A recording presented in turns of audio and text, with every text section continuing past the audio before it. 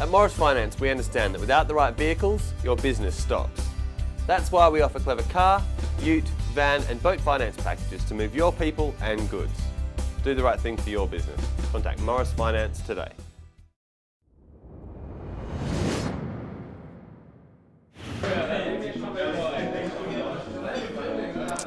I'm lucky enough to be having got the onesie on today from that you can pre-order now at the Cat Shop. It's a beautiful piece of attire that I'll be wearing on the interstate trips, and I'm sure there'll be a lot of other of my teammates that'll be keen to get their hands on them. So make sure you pre-order them on the Cat's website or at the Cat Shop. So and also thank you to Morris Finance. I don't have my jacket on, but the boys down there that sponsor us, you do a great job. So thanks for all your help. Thanks for joining us today, mate. I know you've got a busy schedule, so we won't take much of your time up. 3 question. I'm wearing a onesie today. What? Oh, sorry. and good? It's not bad. Thank you. What clothing would you wish to introduce as Cat's apparel? Oh, apart from the onesie, I've actually seen Joel Selwood with a leather G-string one day. G-string? Yeah. Poking out the top. So really? I don't know if you could make it club apparel or not, but okay. I think that he's got a little fetish. He does, right? I've been with him for a year. And what the captain wants, he often gets. So yeah, we'll see. We'll see. Leather G-string. First I've heard of it, but it doesn't surprise me one bit. Well, we're lucky enough to be joined by Andrew Bews today. He's down at the football club, watch a bit of training, Bewsy.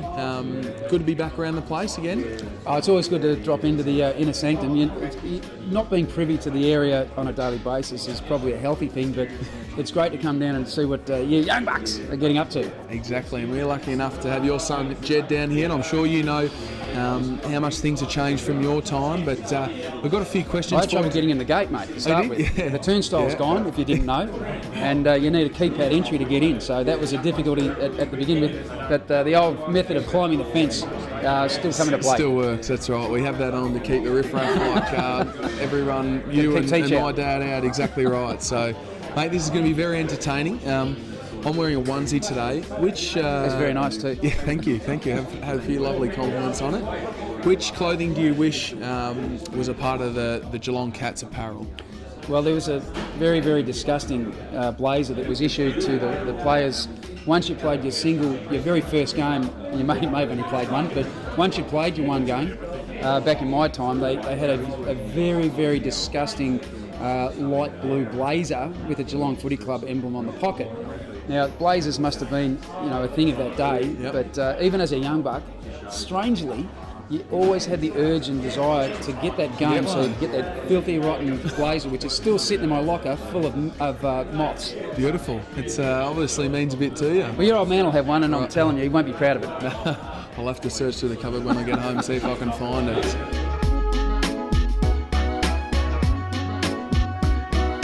Hey Sells, thanks for joining us down at Kardinia Park, mate. I'm really privileged to have you on because I know that you're a busy man and really hard to get. So I do really appreciate your time. I know you've got stuff on, so I'll make this quick. Yep, I'm quick.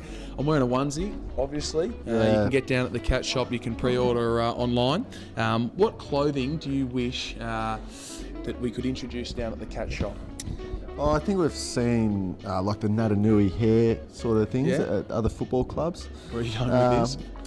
Well, we've got some boys with some pretty big wing nuts. We do, yeah. Andrew Mackie, Stephen Motlop.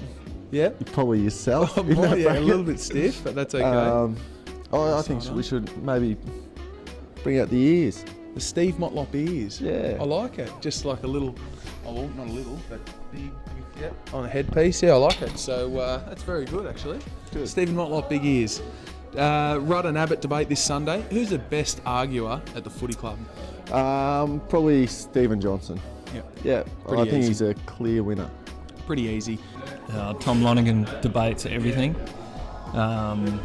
So, if you've got a really good opinion about something, Domsey would come in and tell you the exact opposite, even if he thought that what you're saying was right, just because he could. Yeah, start an argument a bit. Yeah, he'd be in there. Okay, very good. Who was the best debater in your time?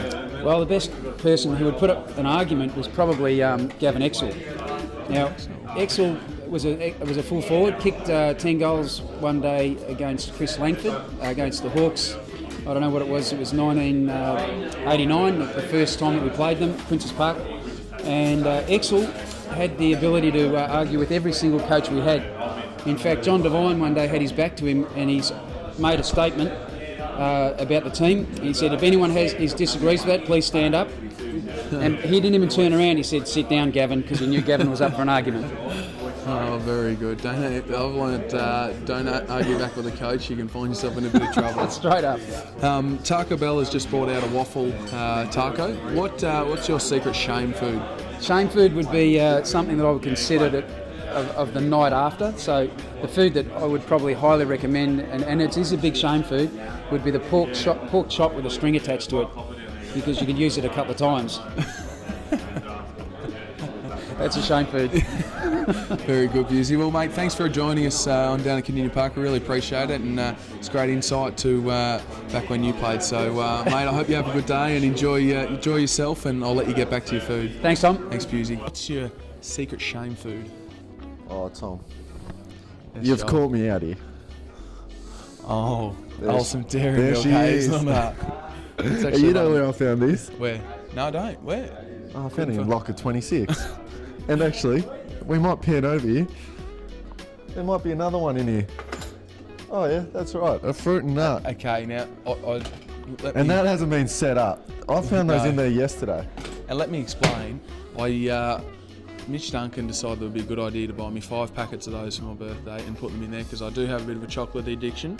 And two have been taken by Steve Motlop, and I don't know where the other one went, and I haven't touched them, so I'm leaving them in there for the rest of the year so I don't tempt myself. So that's what they're there for. But chocolate, it is a beautiful little shame food. But thanks for joining us, mate, and hope you have a good day. Thanks, mate. Stay out This of view trouble. is too long too. Yeah, sorry. See I'll you. pay extra. I must admit, I'm pretty good. Yeah, I know. Well, you're a picture of health, so Yeah. there's Shame food. I actually like tacos, to be honest. But I'm not shamed in them. Who would be? no, they're I think delicious. they're actually really good. Nah, mate. Healthy for you. Look, maybe an apple pie. Okay.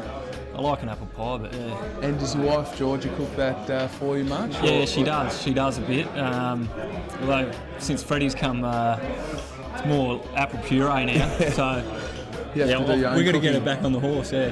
Yeah, very good. Very good, Mac. Well, thanks for joining us, mate. Have Thanks, a good one. Tom. Good.